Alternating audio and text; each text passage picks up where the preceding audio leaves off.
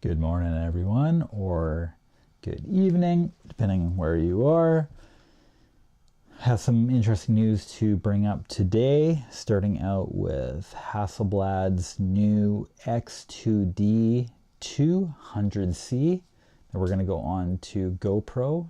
They have some really interesting news coming up that competes as well with DJI. It's kind of funny that they're releasing some news that sort of steps on the feet of DJI, the owners of Hassleblad, on their big day of their new camera release. Have some news as well of two new medium format lenses that are coming out. Without further ado, let's play around with some Lightroom files of this new Hassleblad camera. So here it is. Here are some of the files that we're going to be playing with today. Just want to see exactly how much we can pull out of some of these images with its new sensor, and let's figure out exactly what kind of sensor they have in this one.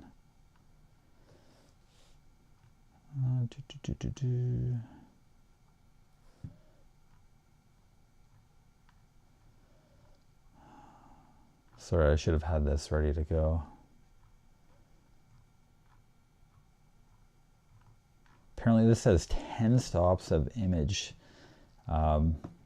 stabilization in it, a world's first, which is really neat. I really wonder what sort of video quality this has as well. I'm sure it shoots video, right? I'm sure it has to. So the sensor that they're using is a 100 megapixel BSI CMOS sensor. So Sony is the one manufacturing this one. Okay, let's get into some of these files here. Let's play around. Cranking some of the shadows now.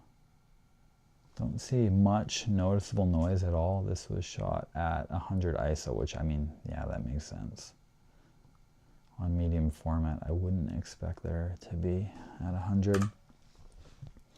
This was shot at 200 ISO, 5.6, and the lens they're using on this one is the 35 to 100E.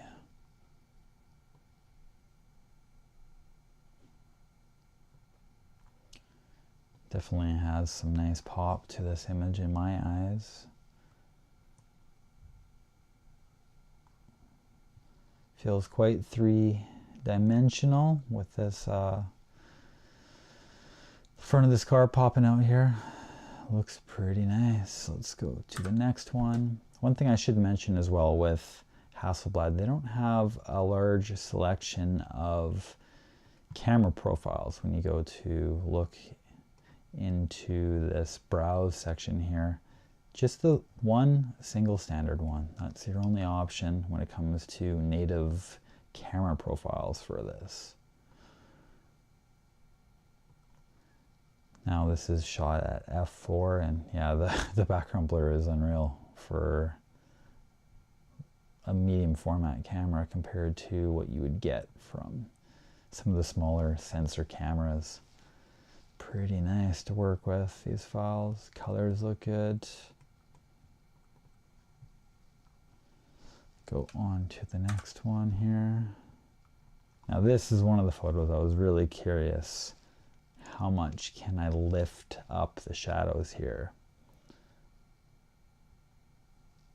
Wow. I mean,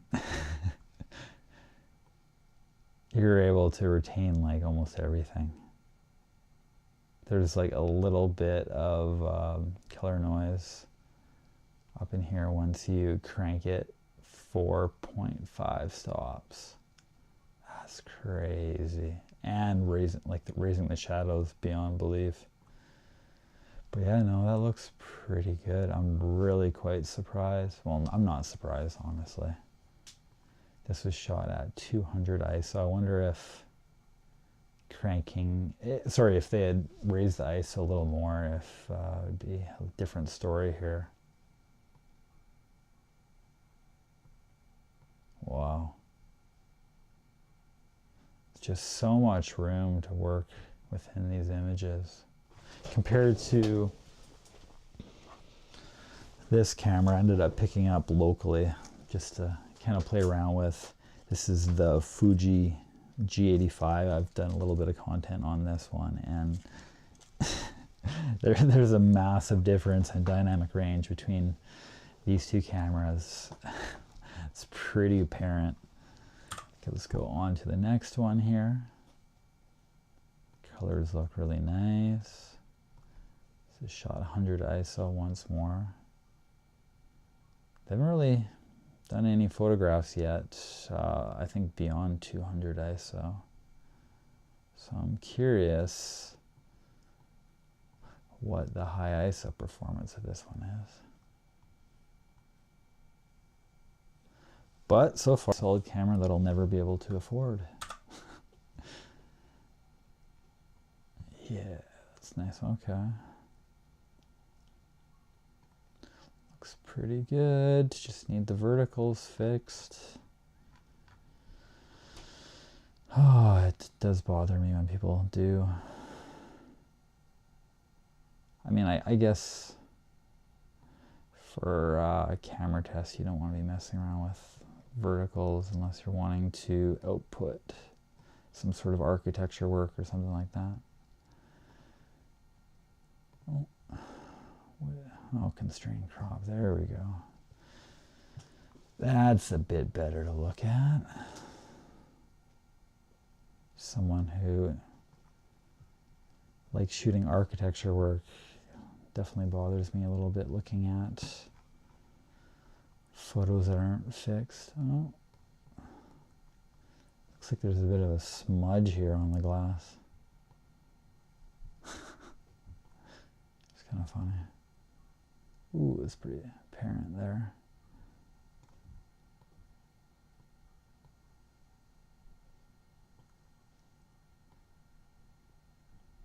On to the next. Whoa. That's unreal. Just lowering the highlights. If you want one to get like an HDR sort of look, you definitely can with this camera here. Jeez. So much pull in these files.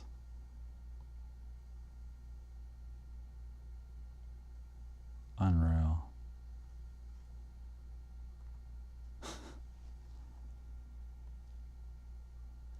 These are some beasts though, these images, honestly. It takes up a ton of space on your system. Just adding these images here is enough to fill up my card pretty fast. But yeah, you can see right here just how much pull you have in these files. Incredible. Really quite a nice sensor that they have in this.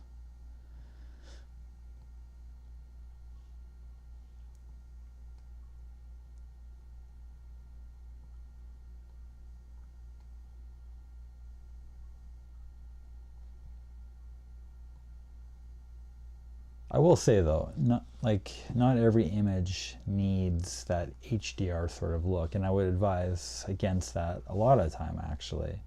Sometimes can add more to the photo blowing out the sky or something like that in order to have the focus be more so on the subject rather than the sky. So dynamic range isn't everything, but I still think that there's a lot of use cases with using a camera like this, especially for architecture work or something like that. My God, I don't think it can be beat. Oh, look at that. What did you do? DP review.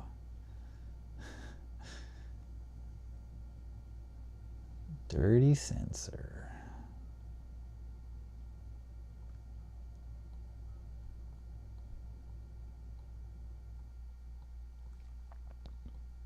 I know it's overexposed. Just seeing what you can do with this. It's a little fun playing with camera files that you can't actually afford.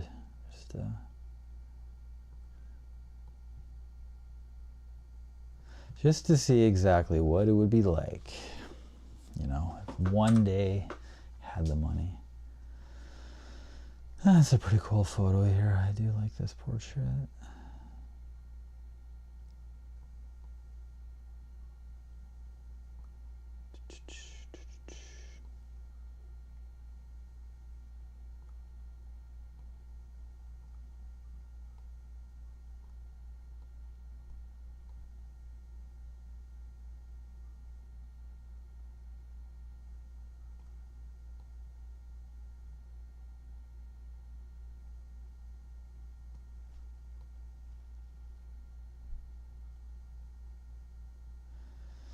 So what do you guys think when comparing this with the previous camera?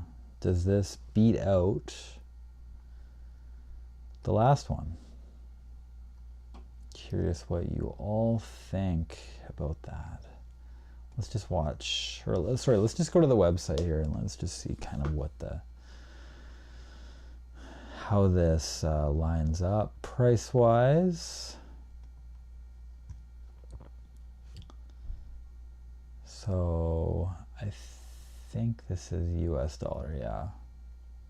Oh, geez, that's like around 10,000 Canadian. Oh my God. Looks like it's sold out already as well. Interesting. And this has LiDAR autofocus technology, which is pretty sweet.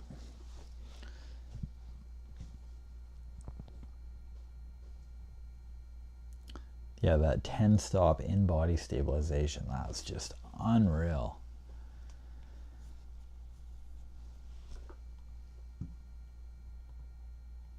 Let's go to some video footage now of it.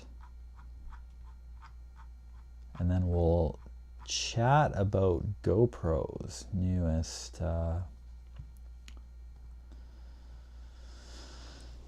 patent that they've released, which is competing with the same company, DJI.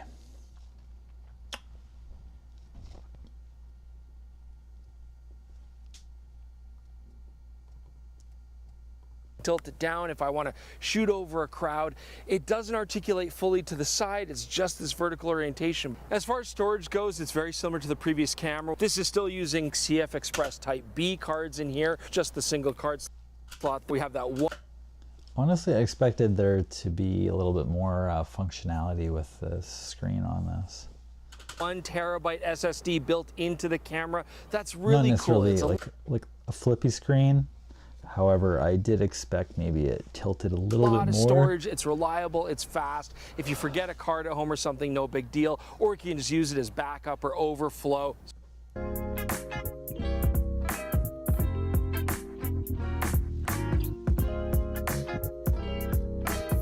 Flashes to it. That's always been a really nice advantage with this system. But I'm shooting Levi here. I like the three-dimensionality of like the flowers, the color. He's a fantastic model. You're using the flash to maximize sensor, lots of image quality. Yes, that's true, and it is a known commodity, but Hassleblad has done a few tweaks here on the X2D version 2. So first, a 1/3 of a stop increase.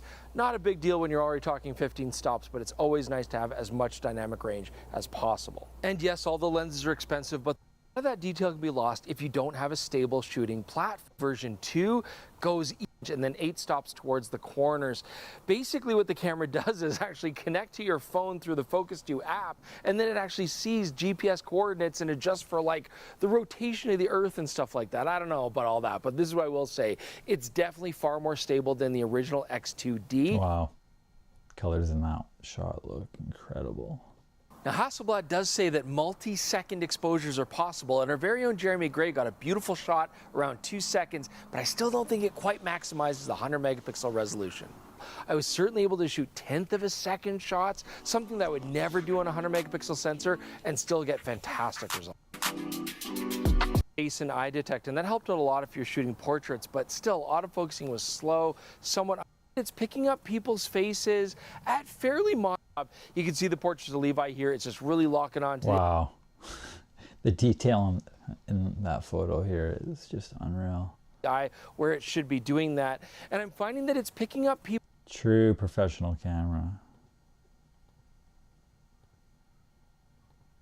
And so let's talk about something here, because I think he's dealing with high contrast right now with this shadow and light, high dynamic range. Our support, and it's something we now take for granted when we shoot smartphones. So what Hasslebllad's doing is not only for, well, you'll actually get that full color gamut. I mean, at the displays on the camera itself, which are all compatible with this wider color gamut space. And Hasslebllad's always been quite dependent on HDR mode, HDR for take shots, you know, get street shots, So get I fast guess it doesn't action. shoot But I video. always felt that it was lacking. It's quite a poor tool for that, and I really relegated it more to a lightweight No camera that I video could at take all. for If Jordan doesn't make architecture. an appearance, then I assume it's not shooting any sort of video. Let's just check that out first, though.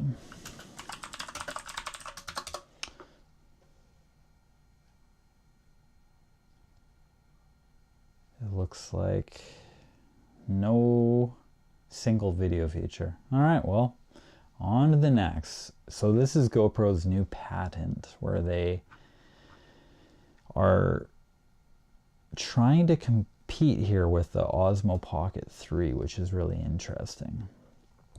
This is the design that they've decided to go with. I'm not sure if this has like a tilting screen or if it's just like built-in screen, as you can see here. Wait, let's see. Yeah, I don't know. It looks like potentially that the screen is just locked into this position here with no horizontal sort of flipping motion.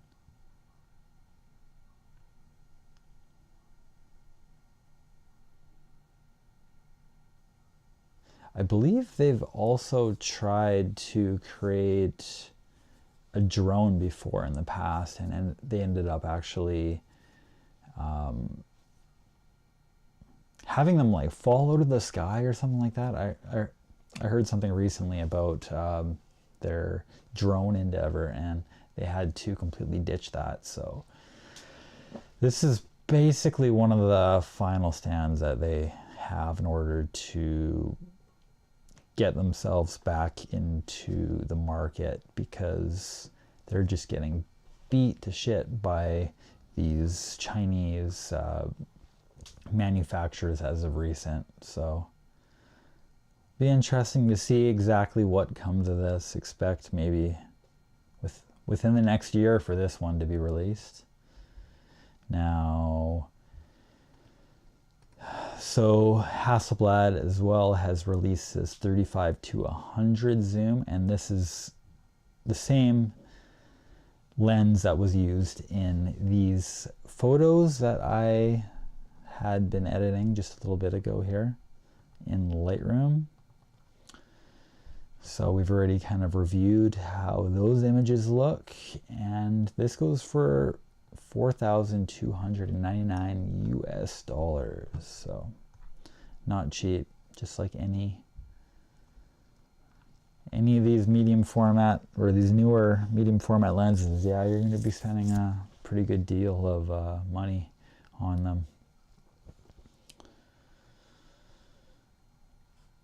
All right, now Laowa has actually released as well 8 to 15 2.8 medium format lens, and this would be available.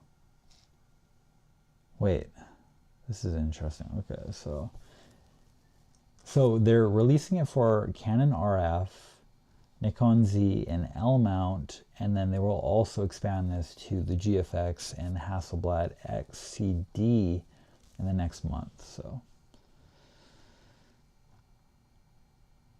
I'm not sure really how much of a market there is for fish eyes these days for things other than like skateboarding and stuff like that. I'm just not sure there's a huge market for it.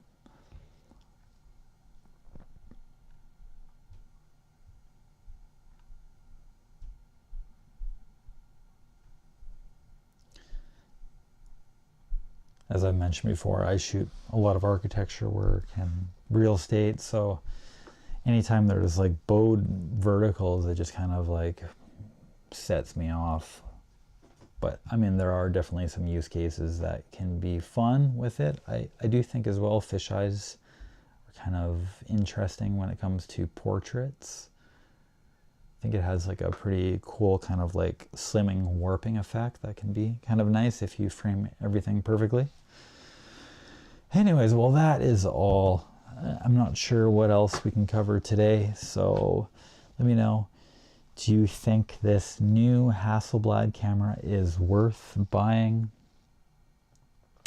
Are you surprised as well that they have dropped the price compared to what the previous one was released at with inflation, tariff talk?